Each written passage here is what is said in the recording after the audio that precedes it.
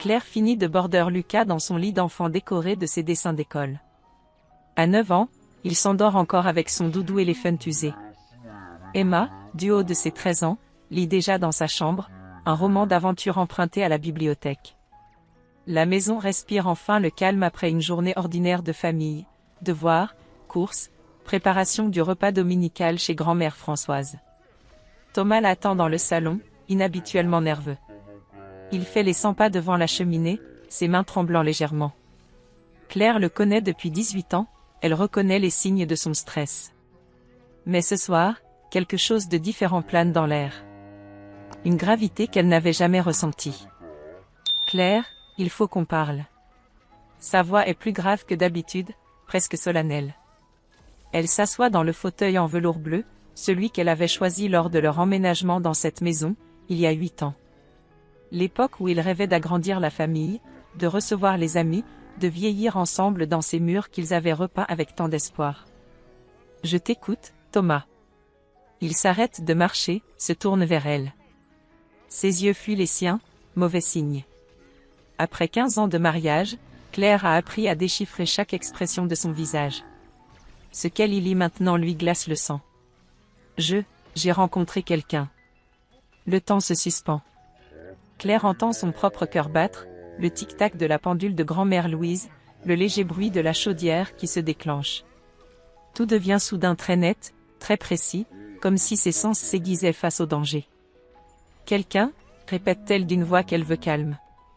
Céline. Elle travaille dans mon service depuis 6 mois. Claire, je veux épouser Céline et demander le divorce. Les mots tombent comme des pierres dans un étang silencieux. Claire les entend, les comprend, mais son cerveau refuse d'abord de les traiter. Épouser. Divorce. Céline. Des mots qui appartiennent aux autres, aux histoires qu'on lit dans les magazines, pas à sa vie. Elle regarde autour d'elle, les photos de famille sur le manteau de la cheminée, le vase en cristal offert pour leurs 10 ans de mariage, les dessins de Lucas aimantés sur le réfrigérateur visible depuis le salon ouvert. Toute une vie construite ensemble, qui s'effrite en quelques phrases. Depuis quand? Sa voix reste étonnamment ferme. Thomas a l'air surpris par son calme. Il s'attendait visiblement à des larmes, des cris, des reproches. Mais Claire puise dans les leçons de sa grand-mère Louise. Ma petite, dans les moments difficiles, la dignité est ta plus belle parure. Ça a commencé, progressivement. Elle me comprend différemment. Avec elle, je me sens vivant. J'en ai marre de cette routine, Claire. Nous ne nous parlons plus qu'à travers les enfants, nos conversations tournent toujours autour des courses, des devoirs, des rendez-vous médicaux. Chaque mot est un coup de poignard. Pas parce qu'ils sont cruels, mais parce qu'ils contiennent une part de vérité que Claire refuse de voir depuis longtemps. Quand ont-ils parlé de leurs rêves pour la dernière fois? Quand ont-ils ri ensemble sans que ce soit à propos d'une bêtise des enfants? Et nos enfants, Thomas? Ils s'adapteront. Les enfants sont résilients, et puis, tu es une excellente mère. Ils ne manqueront de rien. Cette phrase révèle tout. Thomas a déjà tout planifié, tout organisé dans sa tête. Ils parlent de leurs enfants comme d'un détail logistique à régler. Claire sent une colère froide monter en elle, mais elle la maîtrise. D'accord, Thomas. Il sille, déstabilisé par cette acceptation inattendue. D'accord? Tu n'as rien d'autre à dire? Claire se lève avec une grâce qu'elle ne se connaissait pas. Elle porte sa robe en laine bordeaux, celle qu'il aimait tant, ironiquement. Ses cheveux châtains, relevés en chignon simple, encadrent un visage où se lit une sérénité nouvelle. J'ai déjà pris rendez-vous avec Maître Dubois pour connaître mes droits. Nous pouvons signer les papiers dès la semaine prochaine, si tu le souhaites. Le visage de Thomas devient livide. Il ouvre la bouche, la referme, comme un poisson hors de l'eau. Il ne s'attendait pas à cela. Tu savais? Claire sourit, un sourire triste mais plein de dignité. Un mari qui rentre à 22 heures en prétextant des réunions, qui prend ses appels dans le jardin, qui achète de nouveaux parfums. Thomas, les signes étaient là depuis des mois. J'espérais juste me tromper. Elle se dirige vers la porte du salon, puis se retourne une dernière fois. Nous ferons cela avec élégance, pour Emma et Lucas. Ils méritent que leurs parents se séparent en adultes responsables. En montant l'escalier vers leur chambre, qui ne sera bientôt plus que la sienne, Claire sent quelque chose de nouveau naître en elle. Pas de la colère, ni même de la tristesse. Quelque chose qui ressemble étrangement à du soulagement. Demain commencera sa nouvelle vie. Le cabinet de Maître Dubois respire la tradition française, bibliothèque en acajou, fauteuil en cuir patiné, diplômes encadrés témoignant de 40 années d'exercice. Claire s'y sent en sécurité, loin du chaos émotionnel de ces dernières heures. Madame Durand, j'ai examiné votre dossier. L'avocate, une femme de 60 ans aux cheveux argentés, pose ses lunettes de lecture sur le bureau. Vous avez été remarquablement prévoyante. Claire ouvre son sac et en sort un carnet relié de cuir bleu marine, celui que sa mère lui avait offert pour Noël dernier. J'ai tout noté depuis mars. Maître Dubois feuillette les pages manuscrites avec attention. L'écriture fine et régulière de Claire raconte une histoire que les tribunaux connaissent bien, retards inexpliqués, parfums inconnus, changements d'humeur, factures mystérieuses. 27 mars, Thomas prétend travailler samedi, mais son bureau est fermé. 15 avril, nouvelle eau de toilette dans sa voiture. 3 mai, conversation téléphonique interrompue quand j'entre dans la pièce. Excellent travail. Avec ces éléments, nous pouvons envisager un divorce aux torts exclusifs de votre mari. Claire secoue la tête. Je ne veux pas de guerre, maître. Juste ce qui est juste pour les enfants et moi. Très sage. Cependant, ces preuves nous donnent une position de force pour la négociation. L'avocate sort une calculatrice et commence ses estimations. Thomas gagne 4 200 € net par mois, Claire environ 1800 cents avec sa photographie. Garde alternée recommandée, pension alimentaire de 350 € par enfant, prestations compensatoires probables. Et puis, il y a ceci. Claire tend une chemise cartonnée.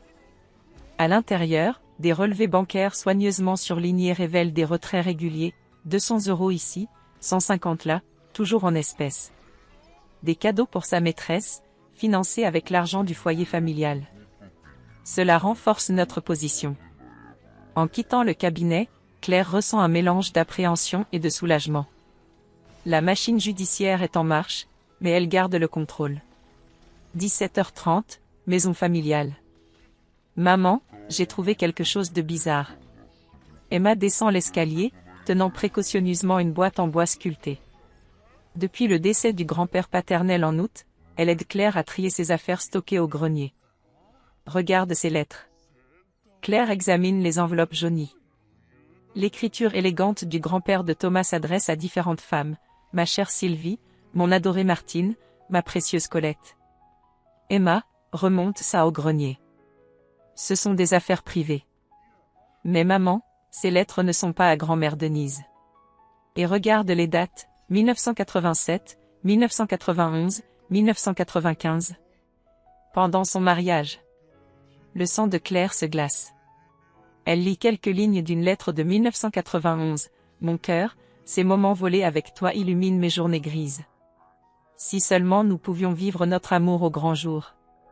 Emma observe sa mère avec la perspicacité troublante de ses 13 ans. Papa fait comme son grand-père, c'est ça? Claire referme précipitamment la boîte. Comment expliquer à sa fille que l'infidélité semble être un héritage familial? Que les hommes de cette lignée portent peut-être en eux une incapacité à la fidélité? Les adultes sont compliqués, ma chérie. Grand-mère Denise savait? Claire se souvient des silences de belle-mère, de sa résignation face aux absences répétées de son mari, de sa phrase énigmatique lors des funérailles, au moins, maintenant, il ne peut plus me mentir. Je pense qu'elle se doutait. Emma range délicatement les lettres dans la boîte. Malgré son jeune âge, elle comprend l'importance de cette découverte. Tu ne finiras pas comme elle, dit? La question transperce Claire. Denise avait supporté 40 ans de mensonges, s'éteignant lentement dans une résignation amère. Elle portait ses souffrances comme un fardeau secret, souriait en public, pleurait en privé. Non, ma puce. Je ne finirai pas comme elle. Cette promesse résonne comme un serment. Claire remonte au grenier et cache soigneusement la boîte derrière d'anciens albums photos. Ces lettres resteront secrètes, Emma n'a pas besoin de porter le poids de cette vérité familiale. 21h, cuisine. Thomas rentre tard, comme souvent désormais. Il trouve Claire attablée devant son ordinateur portable, travaillant sur des retouches photos. Tu édites quoi? Le mariage des marchands. Livraison demain. Il observe l'écran, des couples souriants, des familles heureuses, des promesses d'amour éternel figées dans la lumière dorée d'un automne normand. Claire, pour hier soir, je ne voulais pas que ça se passe comme ça. Elle sauvegarde son travail sans lever les yeux. Comment voulais-tu que ça se passe, Thomas? Que je me effondre? Que je supplie? Je pensais qu'on pourrait discuter. Discuter de quoi? Tu as pris ta décision. Moi aussi. Thomas s'assoit en face d'elle, troublé par cette sérénité qu'il ne lui connaissait pas. Tu sembles presque soulagé. Claire ferme son ordinateur et le regarde enfin. Dans ses yeux, Thomas ne lit ni colère ni tristesse, mais quelque chose de plus troublant, de la pitié. Peut-être que je le suis, Thomas. Peut-être que nous étions tous les deux en train de mourir à petit feu sans oser l'avouer. Elle monte se coucher, le laissant seul avec cette vérité qu'il n'était pas prêt à entendre. Dans sa chambre, Claire ouvre son carnet à une page vierge et écrit « 16 octobre, Thomas a avoué. Ma nouvelle vie commence officiellement demain. » Le café, les deux moulins, bruissent de conversation matinale. Claire retrouve sa belle-sœur Sophie dans leur coin habituel, près de la fenêtre qui donne sur le marché de Vincennes. Depuis 15 ans, elles se retrouvent ici chaque samedi pour leurs confidences. « Tu as une mine superbe pour une femme qui divorce », lance Sophie en remuant son café. À 42 ans, Sophie conserve cette franchise directe qui avait séduit Pierre, le frère de Thomas. Journaliste pour Le Parisien, elle possède cette curiosité professionnelle qui fait d'elle une alliée précieuse. J'ai dormi 12 heures cette nuit. La première fois depuis des mois. Le soulagement, certainement. Sophie observe sa belle-sœur attentivement. Mais dis-moi, tu ne ressens vraiment aucune amertume? Claire sirote son thé fumant, réfléchissant à la question. De la tristesse, oui. De la déception aussi. Mais de l'amertume? Non. C'est étrange, mais j'ai l'impression de me réveiller d'un long sommeil. Et cette Céline? Tu en sais quoi? Pratiquement rien. Thomas reste très discret. Sophie sort son téléphone et pianote rapidement. Céline Dubois, service marketing chez Technologies et Solutions? 28 ans, célibataire? Comment tu? LinkedIn, ma chérie. L'espionnage moderne. Sophie fronce les sourcils en parcourant l'écran. Intéressant. Ses anciens collègues chez Informatique Plus. Elle compose un numéro. Salut Marc, c'est Sophie du Parisien. Tu te souviens de Céline Dubois? Celle qui travaillait chez vous en 2022. Ah bon? Les deux? Non, je vais prendre des notes. Claire écoute, fascinée, sa belle-sœur exercer son art du questionnement journalistique. Après 10 minutes, Sophie raccroche, l'air grave. Claire, assieds-toi bien. Je suis assise. Céline Dubois a provoqué 2 divorces chez Informatique Plus entre 2020 et 2022. Même schéma, homme marié, quadragénaire, en poste de responsabilité. Le cœur de Claire se serre. Thomas n'est un numéro? Pire. Marc m'a dit qu'elle avait une méthode très rodée. Elle repère les hommes en crise conjugale, les fait se sentir incompris chez eux, puis joue la femme parfaite qui comprend vraiment leurs aspirations. Claire pose sa tasse, ses mains tremblant légèrement. Et après? Une fois le divorce prononcé, elle trouve toujours un prétexte pour rompre. Incompatibilité, différence de niveau social, manque d'ambition. Elle passe au suivant. Le silence s'installe entre les deux femmes. Autour d'elle, la vie continue, famille faisant leurs courses, couple partageant un croissant, enfant réclamant un pain au chocolat. Pourquoi me dis-tu ça, Sophie? Parce que tu mérites de savoir que ce n'est pas ta faute. Thomas ne t'a pas quitté par amour pour elle, mais parce qu'il est tombé dans un piège parfaitement orchestré. Claire sent quelque chose se libérer dans sa poitrine. Cette culpabilité sourde qui la rongeait depuis des mois, avait-elle été assez présente? Assez séduisante? Assez compréhensive? Commence à s'évaporer. Il y a autre chose, continue Sophie. Les relevés bancaires que tu m'as montrés? Ces retraits d'espèces réguliers? Marc m'a confirmé que c'était son mode opératoire. Elle fait financer ses caprices par ses conquêtes. 16 heures, maison familiale. Claire rentre chez elle avec une vision claire de la situation. Dans le bureau qu'elle partage avec Thomas, elle allume l'ordinateur et ouvre le dossier « Finances ». Méthodiquement, elle imprime tous les relevés bancaires depuis janvier 2022. Surligneur en main, elle traque chaque retrait suspect, 180 € le 14 février 2023, 250 € le 23 mars, 150 € le 8 mai. En tout, plus de 3 000 € détournés du budget familial en 10 mois. Emma la trouve ainsi, entourée de papiers colorés comme un arc-en-ciel de preuves. Tu fais tes comptes? En quelque sorte. Claire range soigneusement les documents dans une chemise. Emma, peux-tu me rendre un service? Tout ce que tu veux. Quand ton père rentrera, ne lui dis pas que j'étais ici cet après-midi. Dis juste que je suis sortie faire des courses. Emma acquiesce, comprenant instinctivement l'importance de cette requête. À 13 ans, elle saisit déjà les subtilités des stratégies adultes. 19h30. Thomas rentre avec 2 heures de retard, l'air fatigué mais étrangement rayonnant. Claire l'accueille dans la cuisine où elle prépare le dîner des enfants. « Bonne journée ?» demande-t-elle avec un naturel étudié.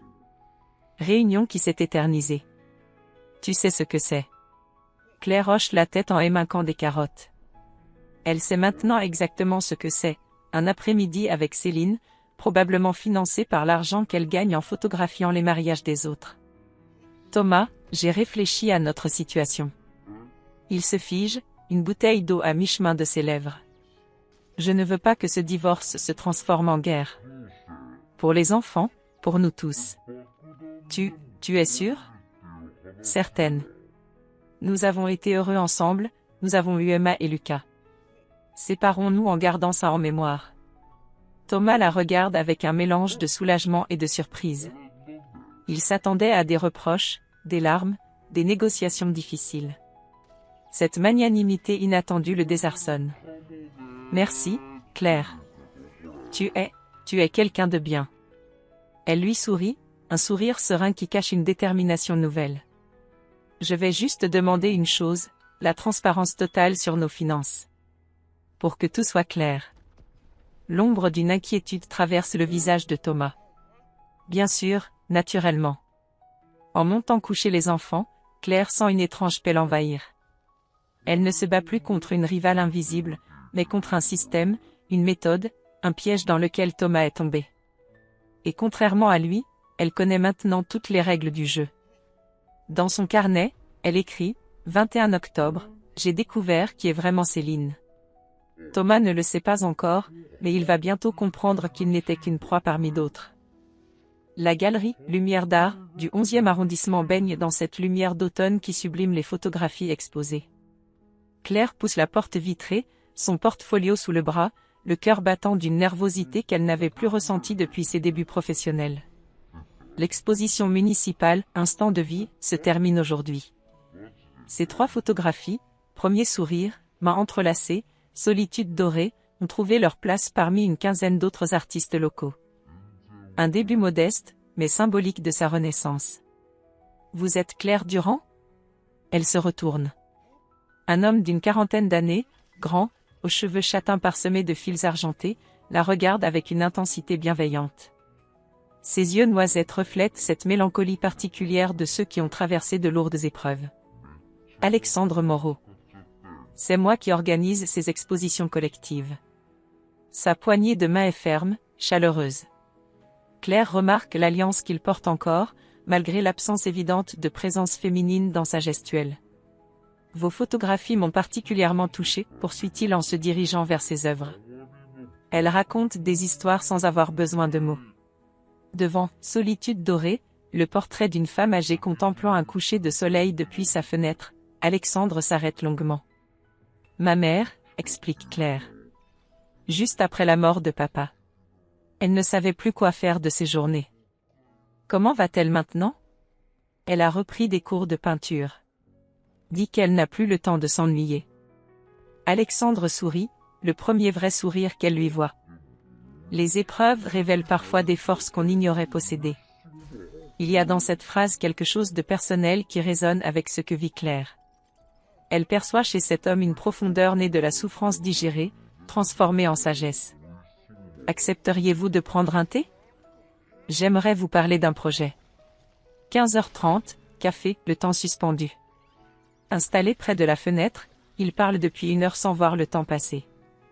Alexandre raconte sa reconversion, directeur de communication pendant 15 ans, puis la galerie après la mort de sa femme Isabelle, emportée par un cancer foudroyant en 2020. Chloé avait 8 ans. Il fallait que je réinvente tout, père, homme, professionnel. La photographie m'a sauvée. Claire écoute, touchée par cette sincérité sans complaisance. Aucun apitoiement, juste la constatation factuelle d'une reconstruction nécessaire. Et vous? Ce divorce dont m'a parlé Marie, l'organisatrice? En cours? Claire hésite, puis se lance. Mon mari m'a quitté pour une collègue. Mais bizarrement, je me sens libérée. Libérée? J'étais devenue invisible dans ma propre vie. Madame Thomas, la mère d'Emma et Lucas, la photographe de mariage. Je ne savais plus qui était Claire. Alexandre hoche la tête avec cette compréhension immédiate de ceux qui ont vécu des ruptures similaires. Isabelle me disait toujours, tu ne peux aimer vraiment que quand tu sais qui tu es vraiment. Elle avait raison. C'est pour ça que je veux vous proposer quelque chose. Il sort une carte de visite élégante. Je prépare une exposition collective pour février, Renaissance. 8 photographes, 8 visions de la reconstruction après l'épreuve. Ça vous intéresse? Claire prend la carte, émue. Vous me connaissez à peine. Vos 3 photos m'ont dit l'essentiel. Vous savez capter l'émotion vraie, sans artifice. C'est rare. En quittant le café, Claire se sent différente. Pas seulement à cause de cette proposition professionnelle, mais par cette connexion humaine inattendue. Alexandre ne la regarde pas comme l'ex-femme de Thomas ou la mère d'Emma et Lucas, mais comme Claire, artiste à part entière. 19h, maison familiale. Emma aide sa mère à préparer le dîner quand Thomas rentre, inhabituellement de bonne humeur. Vous avez passé une bonne journée, les filles? Maman a rencontré un galeriste, lance Emma avec fierté. Il veut exposer ses photos. Thomas fronce les sourcils. Ah. Quel genre de galeriste? Alexandre Moreau. Il organise des expositions collectives dans le 11e. Tu ne le connais pas, ce type. Il faut faire attention, Claire. La remarque agace profondément Claire, mais elle garde son calme. Thomas, nous sommes en instance de divorce. Ma vie professionnelle ne te concerne plus. Les enfants, si. Je ne veux pas qu'ils fréquentent n'importe qui. Emma lève les yeux de ses devoirs. Papa, Monsieur Moreau semble très gentil. Et puis, maman a le droit de travailler.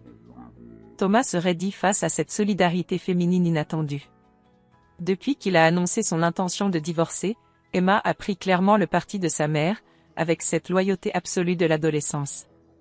Bien sûr qu'elle a le droit. Je dis juste qu'il faut être prudente. Comme toi tu as été prudent avec Céline, rétorque Emma avec un aplomb qui laisse ses parents sans voix. Un silence pesant s'installe. Thomas réalise que sa fille, malgré ses 13 ans, comprend parfaitement les enjeux de la situation familiale. Emma, va finir tes devoirs dans ta chambre, dit doucement Claire. Une fois seule, Thomas tente de se justifier.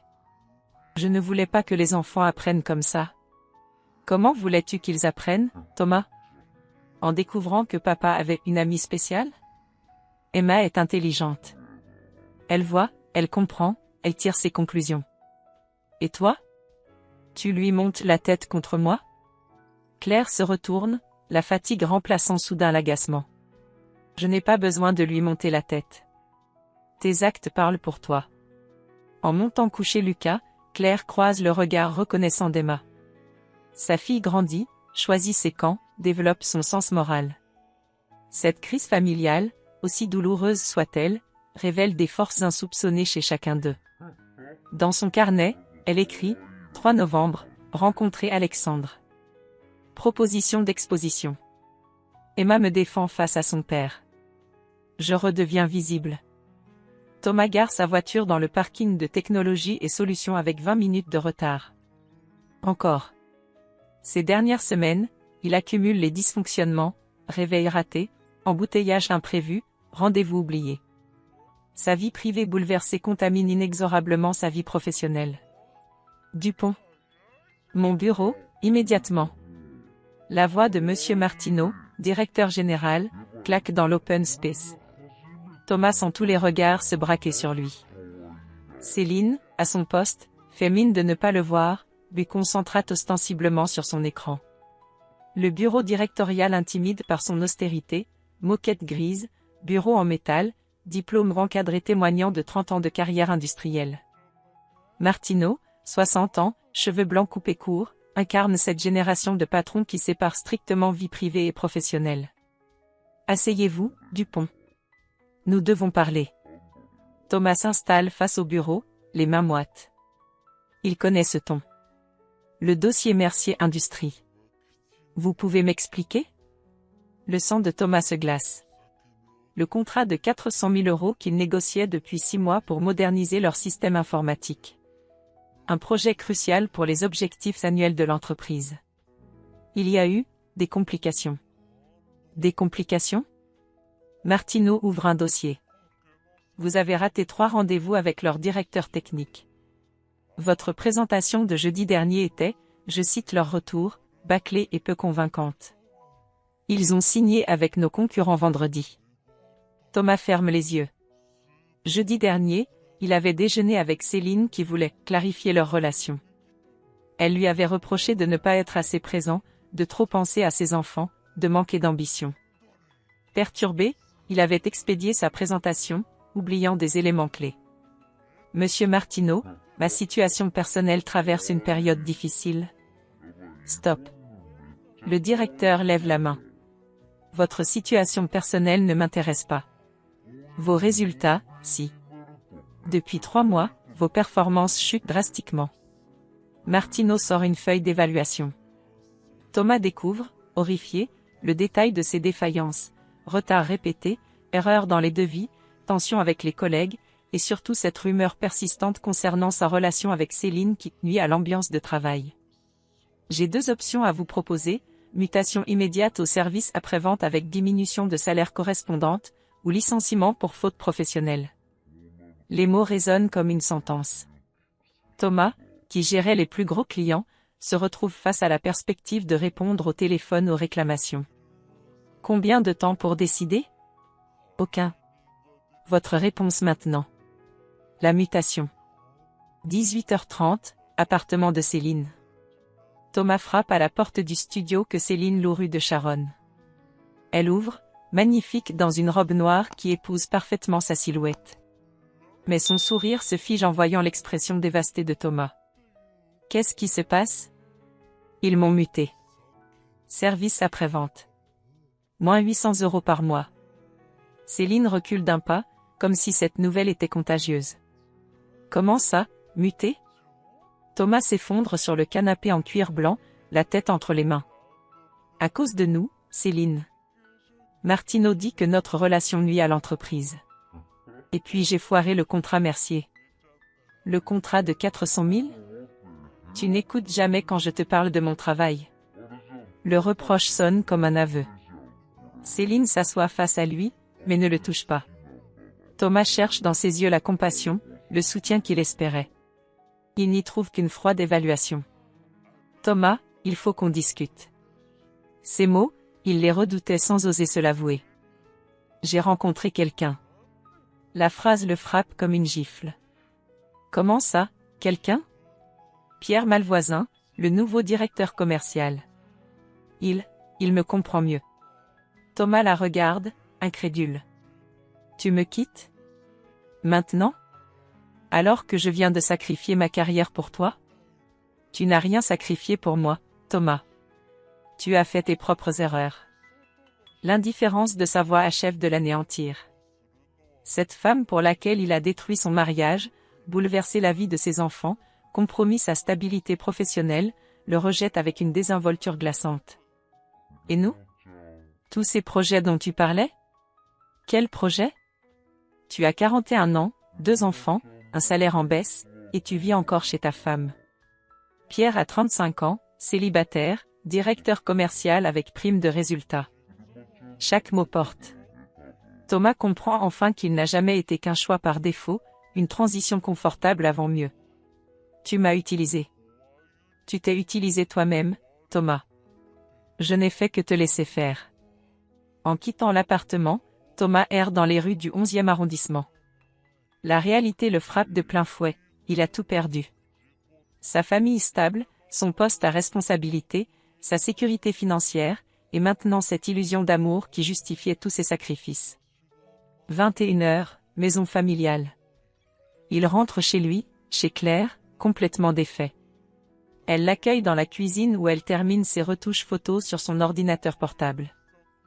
Les images qui défilent montrent des couples souriants, des familles heureuses, ces bonheurs simples qu'il vient de comprendre avoir détruits. Ça va, demande-t-elle simplement. Thomas s'assoit lourdement. Claire perçoit sa détresse mais n'y trouve aucune satisfaction. Juste une tristesse immense pour cet homme qu'elle a aimé et qui s'est perdu en chemin. Céline m'a quitté. Et j'ai été mutée au SAV. Claire ferme son ordinateur, lui accorde toute son attention. Malgré tout ce qui s'est passé entre eux, elle ne peut s'empêcher de compatir à sa souffrance. Je suis désolée, Thomas. Tu ne vas pas me dire « je t'avais prévenu » ? À quoi ça servirait ? Il lève les yeux vers elle, découvrant cette sérénité nouvelle qui l'habite. Claire a changé. Plus sûre d'elle, plus indépendante, plus rayonnante. Comment tu fais pour être si apaisée ? J'ai appris à me reconstruire plutôt qu'à détruire. Thomas hoche la tête, commençant enfin à entrevoir l'ampleur de ses erreurs. Dans son carnet resté ouvert sur la table, Claire écrit plus tard, 20 novembre, Thomas découvre ce que signifie vraiment perdre. Moi, j'apprends ce que signifie gagner. La galerie, lumière d'art, rayonne sous les projecteurs soigneusement disposés. Claire ajuste nerveusement sa robe en soie marine, celle qu'elle a achetée spécialement pour ce soir. Ses mains tremblent légèrement en vérifiant une dernière fois l'accrochage de ses 30 photographies. Renaissance s'étale sur les murs blancs comme un hymne à la reconstruction. Chaque image raconte une étape de sa métamorphose, première larme, capture le moment exact où une mariée réalise que son futur époux l'aime vraiment. Main libérée, montre une femme retirant son alliance après 40 ans de mariage malheureux. Nouveau jour, immortalise l'aube depuis sa fenêtre, le matin où elle a su qu'elle survivrait. Alexandre s'approche, élégant dans son costume gris anthracite. En 4 mois de collaboration, leur relation professionnelle s'est muée en complicité profonde, teintée de cette attirance mutuelle qu'il n'ose encore nommer. Prête pour ton triomphe ? Et si personne ne vient ? Regarde dehors. Claire se retourne. Une file d'une trentaine de personnes attend devant la galerie, amis, famille, collectionneurs, journalistes. Sa mère Françoise, 68 ans, discute avec animation avec Sophie et Pierre. Emma et Lucas, endimanchés, photographient la façade avec leur téléphone. Mon Dieu! Tu as travaillé comme une forcenée pendant 4 mois. 50 mariages, baptêmes, communions pour financer cette exposition.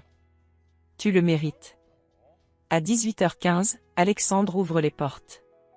Le public s'engouffre avec cette curiosité bienveillante propre au vernissage parisien. Claire se poste près de « Solitude dorée », sa photographie de sa mère contemplant le coucher de soleil, devenue la pièce maîtresse de l'exposition. Claire. Ma chérie. Sa mère l'étreint avec une fierté débordante. Ton père serait si fier. Il disait toujours que tu avais un don. Emma et Lucas la rejoignent, éblouis par cette métamorphose de leur mère. Pour eux, elle redevient cette femme passionnée qu'ils avaient oubliée, celle qui les emmenait photographier les couchers de soleil quand ils étaient petits. Maman, tu es une vraie artiste, s'exclame Lucas, 12 ans, devant, premier rire, le portrait d'un bébé découvrant ses propres mains. Les gens achètent tes photos, demande Emma, plus pragmatique à 15 ans. Certaines, oui. Alexandre s'approche avec un sourire radieux. 15 vendus en 1 heure. Et ce n'est que le début. 19h30. Marie-Claire Delombre, critique photo pour Télérama, examine attentivement chaque œuvre avec sa loupe de professionnel. Cette femme de 50 ans, redoutée dans le milieu pour sa sévérité, peut faire ou défaire une carrière naissante. Madame Durand? J'aimerais vous poser quelques questions. Claire sent son cœur s'emballer. L'interview se déroule devant Nouveau Jour, la photographie qu'Alexandre préfère. Votre travail révèle une maturité émotionnelle rare. Comment expliquez-vous cette évolution? J'ai appris que la souffrance pouvait devenir créatrice si on acceptait de la transformer plutôt que de la subir. Cette série autobiographique? Partiellement. Mais chaque femme peut s'y reconnaître. Nous traversons toutes des épreuves qui nous révèlent à nous-mêmes. Marie-Claire prend des notes, visiblement intéressée. Vos projets? Continuez à raconter des histoires vraies. L'émotion authentique traverse les époques. 20h45. La soirée bat son plein. Claire circule entre ses invités, accueillant les compliments avec cette grâce nouvelle qu'elle a développée. Près du buffet, elle aperçoit une silhouette familière, Thomas, seul, contemplant Solitude dorée, avec une expression indéchiffrable. Il porte son costume bleu marine, celui qu'elle préférait, mais il flotte dedans. Ces derniers mois l'ont amaigri, vieilli. Son nouveau poste au service après-vente et sa solitude affective ont laissé des traces. Bonsoir, Thomas. Il sursaute, pris en flagrant délit de nostalgie. Claire, félicitations. C'est magnifique. Merci d'être venu. Emma et Lucas m'ont dit que tu exposais. Je ne pouvais pas rater ça. Il reste silencieux face à la photographie de Françoise. Thomas y lit ce qu'il a mis du temps à comprendre, la beauté de la solitude choisie face à la souffrance de la solitude subie. Cette femme sur la photo. Ma mère. Après la mort de papa. Elle a l'air sereine. Elle a appris à être heureuse seule. C'est un cadeau qu'elle m'a transmis. Thomas hoche la tête. Il mesure enfin le chemin parcouru par Claire, cette métamorphose dont il a été le déclencheur involontaire. Je regrette, Claire. Tout ce que j'ai cassé. Tu n'as rien cassé, Thomas. Tu m'as libéré. Alexandre s'approche, tenant 2 coupes de champagne. Il salue poliment Thomas, sans hostilité mais avec cette assurance tranquille de celui qui n'a rien à prouver.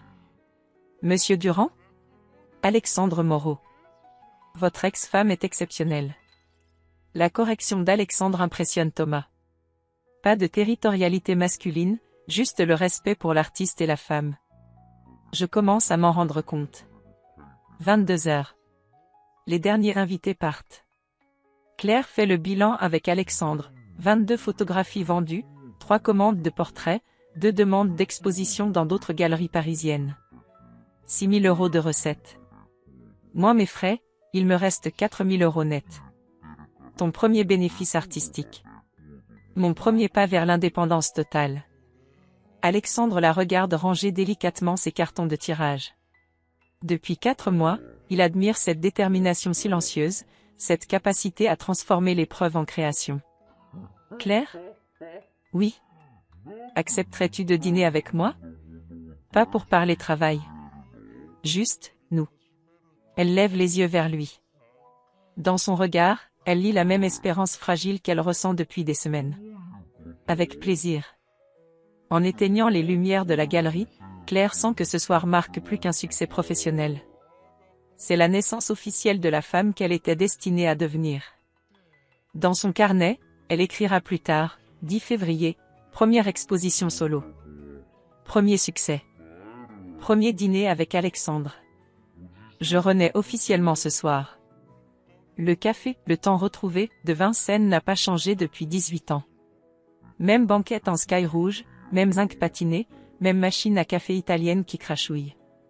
C'est ici que Thomas avait demandé Claire en mariage, un dimanche après-midi semblable, quand ils avaient 23 ans et croyaient que l'amour suffisait à tout. Claire arrive la première, choisit leur ancienne table près de la fenêtre. Elle porte un pull en cachemire beige et ce parfum discret qu'Alexandre lui a offert, leur bleu, de Guerlain. Depuis 6 semaines qu'ils se fréquentent, leur relation évolue avec cette lenteur délicieuse des amours matures. Thomas pousse la porte à 15h05, s'excuse du regard pour son retard. Il a maigri, ses tempes grisonnent prématurément. Le costume qu'il porte, le même qu'au vernissage, pend tristement sur sa silhouette amaigrie. Ces 4 mois de service après-vente et de solitude affective ont sculpté un homme différent. Merci d'être venu, Claire. Tes messages semblaient urgents. Il s'assoit face à elle, commande un café serré. Ses mains tremblent imperceptiblement, stress ou fatigue accumulée. Je voulais te parler avant que tout soit définitivement fini entre nous. Claire sirote son thé, observant cet homme qu'elle a aimé pendant 15 ans se débattre avec ses remords. Depuis leur divorce prononcé en janvier, ils coexistent en parents civilisés, mais cette conversation-là, elle la redoutait et l'espérait à la fois. Vas-y, Thomas. J'ai tout détruit, Claire. Ma carrière, ma famille, ma réputation. Pourquoi? Pour une illusion.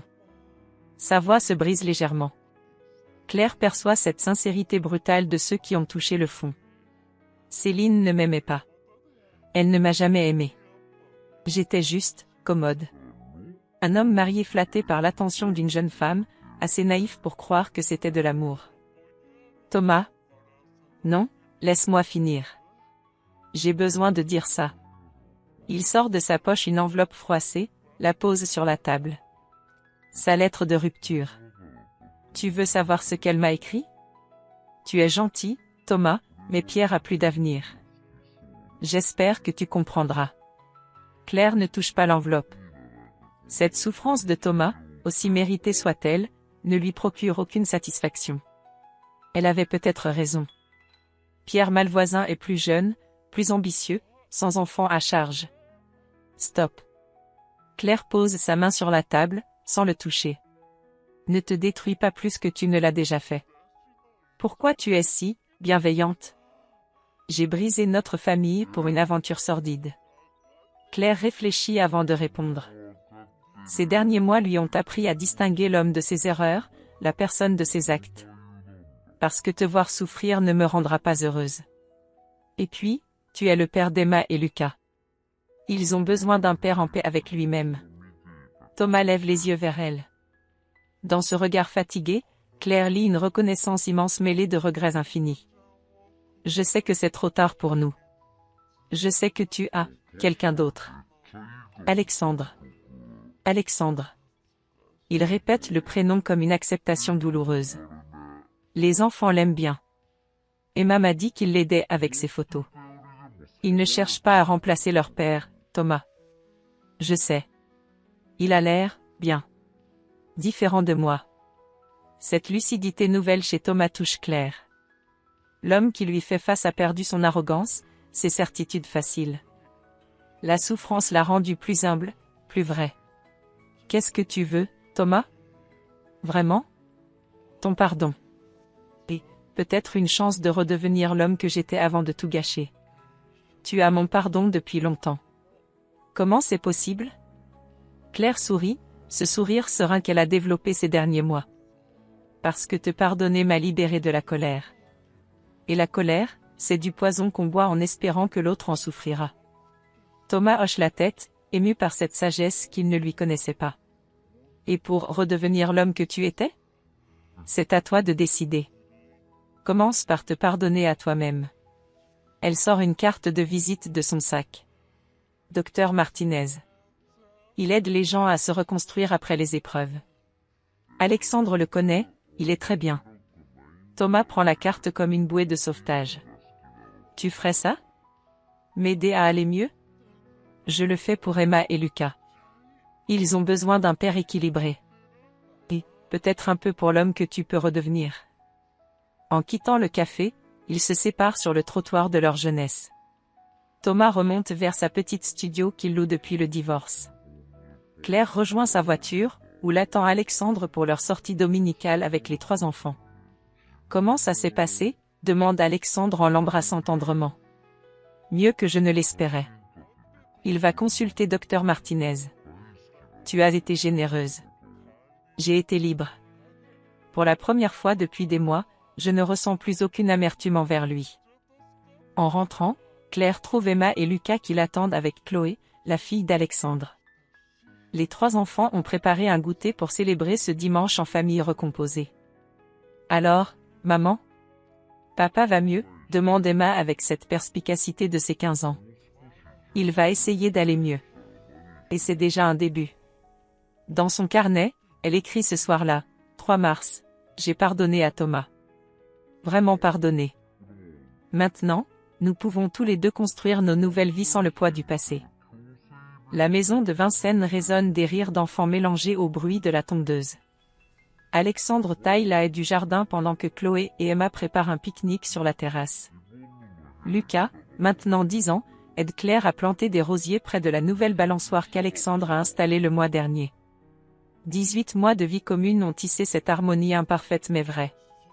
Les disputes existent, Chloé et Emma se chamaillent pour la télévision, Lucas boude parfois quand il doit ranger sa chambre, mais elles se résolvent dans cette bienveillance apprise que Claire et Alexandre cultivent ensemble.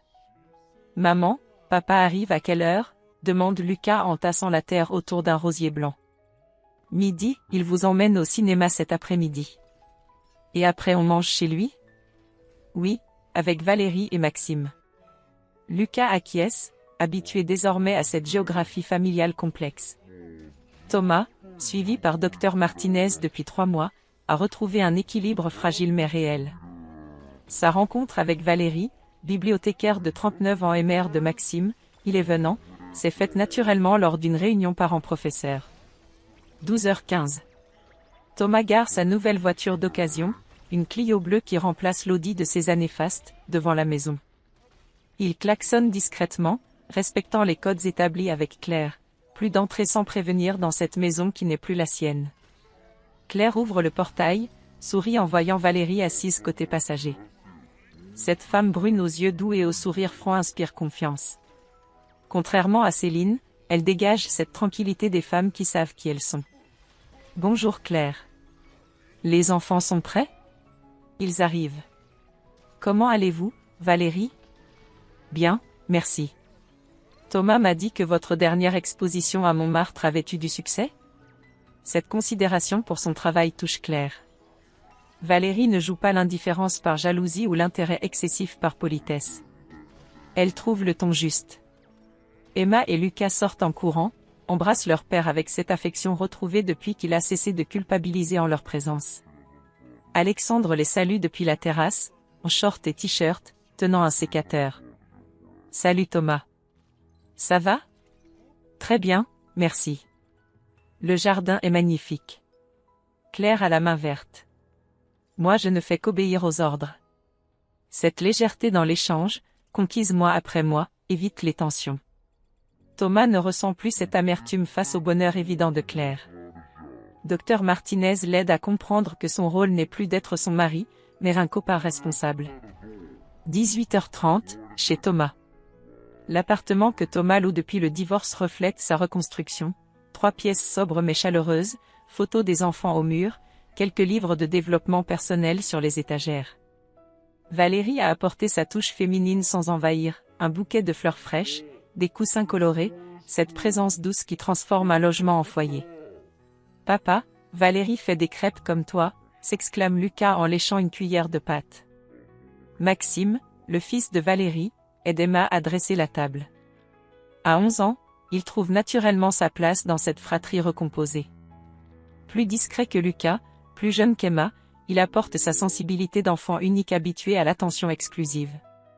Les enfants, à table. Autour du repas, Thomas observe cette nouvelle famille qu'il construit. Valérie raconte sa journée à la bibliothèque avec cette passion communicative des amoureux de livres.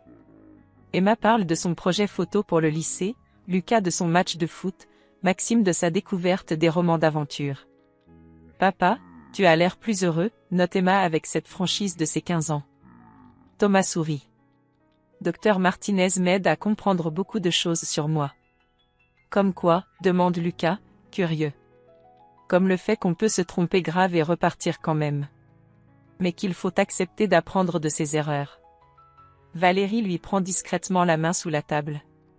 Cette relation-là, construite sur la transparence et l'acceptation mutuelle de leurs histoires passées, n'a rien à voir avec l'illusion romanesque qui l'avait aveuglée avec Céline.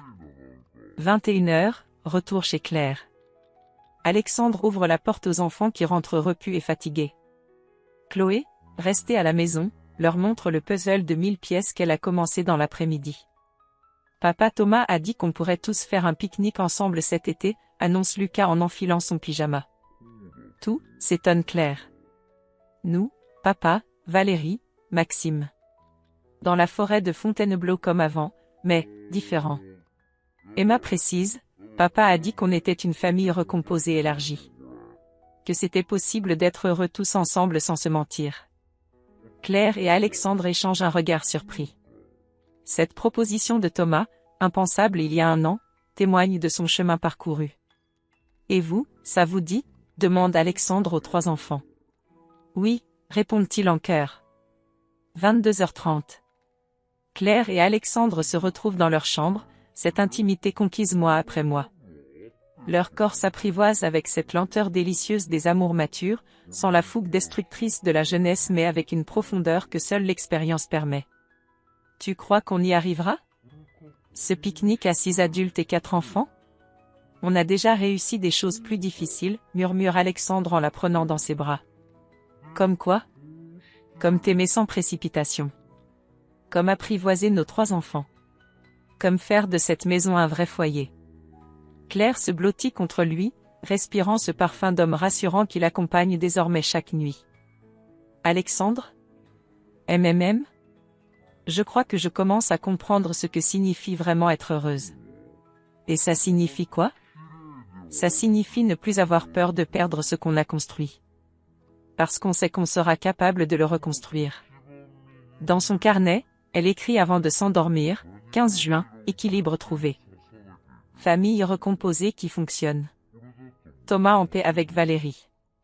Les enfants heureux. Je n'ai plus peur de l'avenir.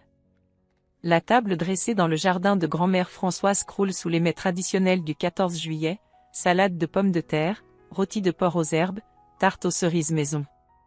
70 en cette année, Françoise rayonne de voir sa famille réunie pour cette fête nationale devenue célébration familiale.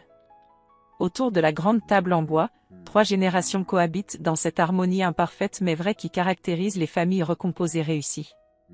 Claire et Alexandre côtoient Thomas et Valérie, tandis que 4 enfants, Emma, Lucas, Chloé et Maxime, se chamaillent gentiment pour la dernière part de pâté. Grand-mère, raconte-nous encore l'histoire de grand-père qui avait oublié votre anniversaire de mariage, demande Emma, maintenant 16 ans, en servant le vin rosé aux adultes. Françoise sourit, habituée à cette anecdote familiale devenue légendaire. Il était parti à la pêche avec ses copains et n'est rentré qu'à minuit, les mains vides. J'ai boudé pendant 3 jours. Et après, insiste Lucas, 10 ans, qui connaît la suite par cœur. Après, il m'a acheté ce collier de perles que je porte encore aujourd'hui. Thomas observe cette complicité intergénérationnelle avec une émotion nouvelle. Depuis sa thérapie avec Dr Martinez, il apprécie ces moments simples qu'il négligeait avant, aveuglé par ses ambitions et ses frustrations. Françoise, comment vous avez fait pour lui pardonner ? Demande Valérie avec cette curiosité bienveillante qui la caractérise. Oh ma petite, on ne pardonne pas aux hommes leurs bêtises. On apprend à vivre avec leurs défauts en espérant qu'ils grandissent. Alexandre lève son verre. Aux femmes patientes qui nous supportent. Aux hommes qui apprennent de leurs erreurs, répond Claire en trinquant. Le repas se poursuit dans cette atmosphère détendue. Valérie raconte ses projets d'exposition à la bibliothèque, Alexandre évoque sa prochaine galerie itinérante, Claire partage l'enthousiasme pour son livre de photographie que publiera une maison d'édition spécialisée en octobre. Maman écrit vraiment un livre, s'émerveille Lucas. 50 photographies et leurs histoires, précise Emma avec fierté. Elle l'a appelé « Regard sur la vie ». Thomas se tourne vers Claire, sincèrement admiratif. Félicitations. C'est magnifique. Merci, Thomas. Le silence qui suit n'est plus pesant comme autrefois, mais respectueux. Thomas a appris à célébrer les succès de Claire sans y voir un reproche personnel. 15h30. Pendant que les enfants jouent au badminton et que les hommes débarrassent, Claire et Françoise se retrouvent dans la cuisine pour préparer le café. Ce moment en tête-à-tête, ritualisé depuis l'enfance de Claire, reste leur espace de confidence. Tu es heureuse, ma chérie ? Vraiment heureuse, maman. Pour la première fois depuis longtemps. Alexandre est un homme bien. Patient, respectueux. Rien à voir avec. Avec Thomas? Non, effectivement. Françoise rince les tasses en porcelaine, celles du service de mariage qu'elle sort pour les grandes occasions. Tu sais, Claire, il faut que je te dise quelque chose à propos de Thomas. Quoi donc? J'avais compris pour cette Céline bien avant toi. Claire se fige, une cuillère à café à la main. Comment ça? Les signes étaient évidents. Sa nervosité lors de nos déjeuners dominicaux, ses coups de téléphone dans le jardin, cette façon qu'il avait de fuir mon regard. Pourquoi tu ne m'as rien dit? Françoise sèche ses mains sur le torchon brodé, réfléchit avant de répondre. Parce qu'une femme doit découvrir certaines vérités par elle-même. Si je te l'avais dit, tu m'en aurais voulu de détruire tes illusions. Tu avais besoin de comprendre seul pour être capable de partir la tête haute. Cette révélation bouleverse Claire. Sa mère, dans sa sagesse silencieuse, l'avait protégée en la laissant découvrir sa propre force. Et maintenant? Qu'est-ce que tu penses de lui? Qu'il a payé ses erreurs au prix fort. Et qu'il grandit enfin. 16 heures. De retour au jardin, Claire trouve Thomas qui aide Maxime à ajuster le filet de badminton.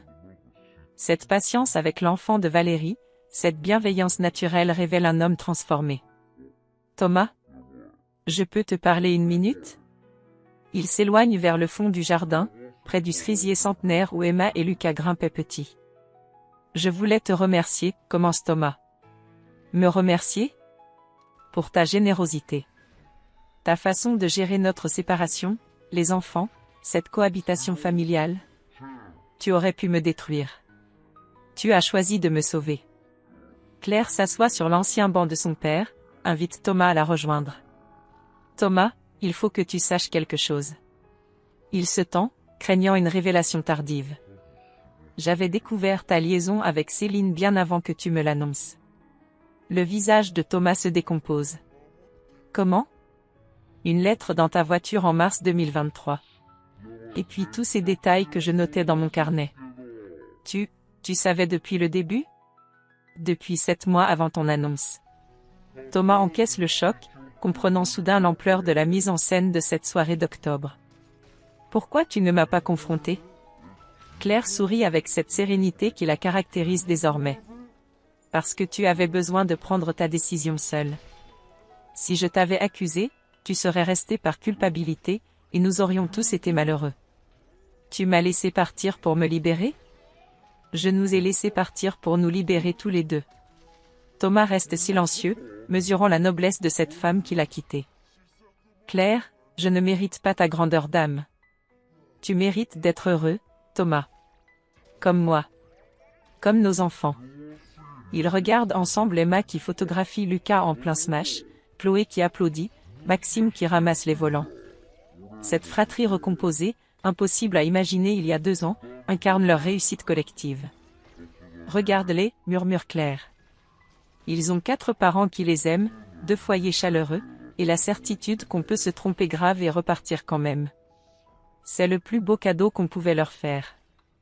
En se levant, Thomas prend la main de Claire dans un geste fraternel. Merci de m'avoir rendu ma dignité.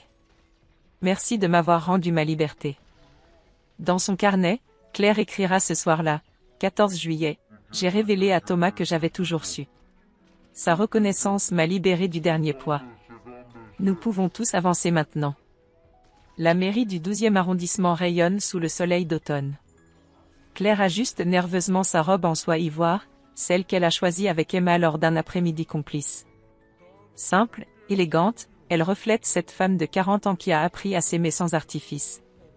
Alexandre, dans son costume marine, lui prend la main devant les grandes portes vitrées. Prête, Madame bientôt Moreau? Plus que prête. J'ai attendu cette liberté toute ma vie.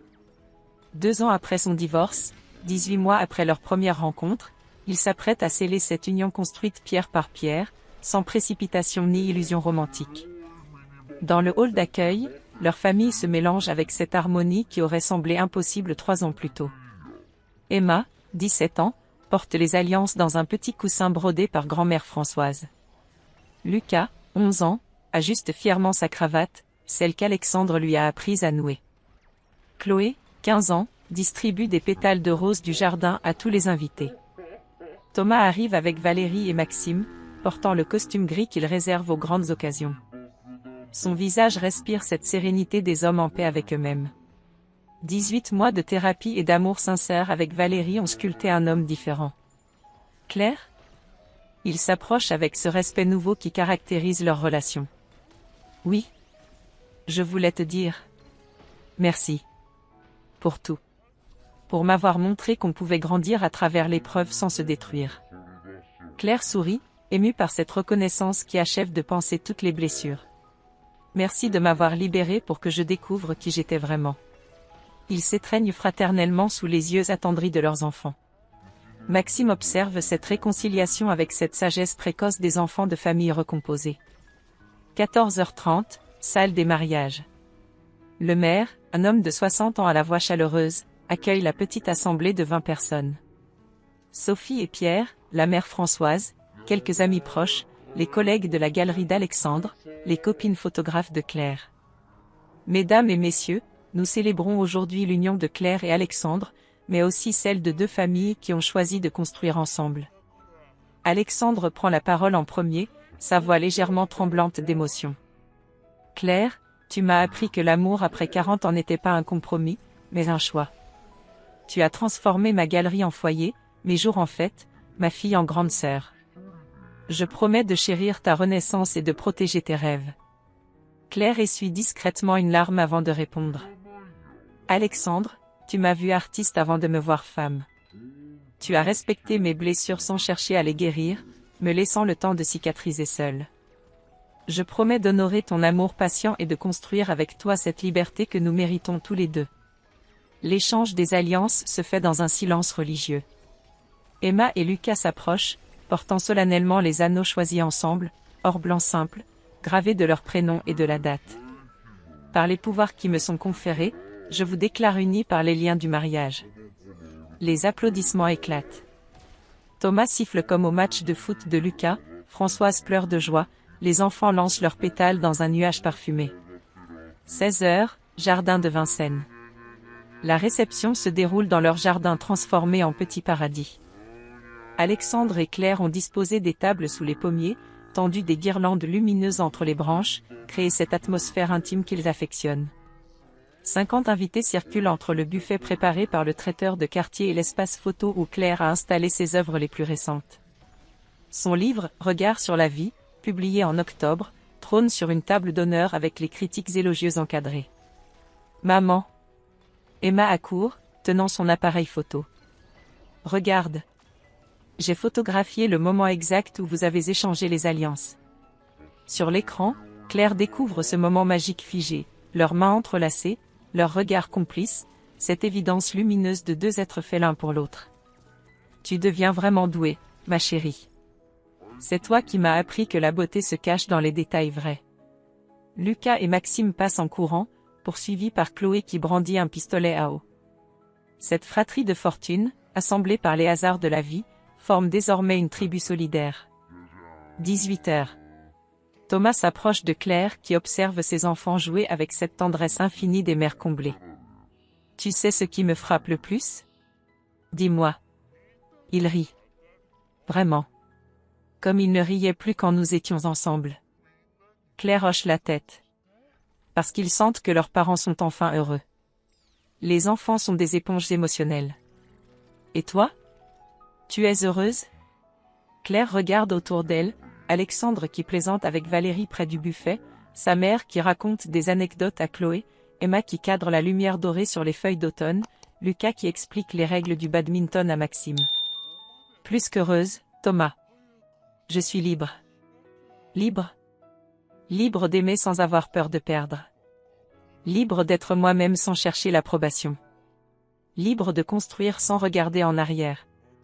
Alexandre s'approche, 2 coupes de champagne à la main. On vous dérange? Pas du tout, répond Thomas. Je félicitais votre épouse pour sa sagesse. Sa sagesse et sa beauté, corrige Alexandre en embrassant tendrement Claire. 20h30. Le soleil décline, dorant les visages et les souvenirs. Les invités se préparent à partir, portant dans leur cœur l'image de cette famille recomposée qui a trouvé son équilibre. Grand-mère Françoise sort son vieil appareil photo, celui avec lequel elle avait immortalisé les premiers pas de Claire. Allez, tout le monde. Photo de famille. Ils se regroupent sous le pommier centenaire, Claire et Alexandre au centre, entourés de leurs 4 enfants, flanqués de Thomas et Valérie, avec Françoise qui déclenche le retardateur avant de les rejoindre en courant. Le flash crépite.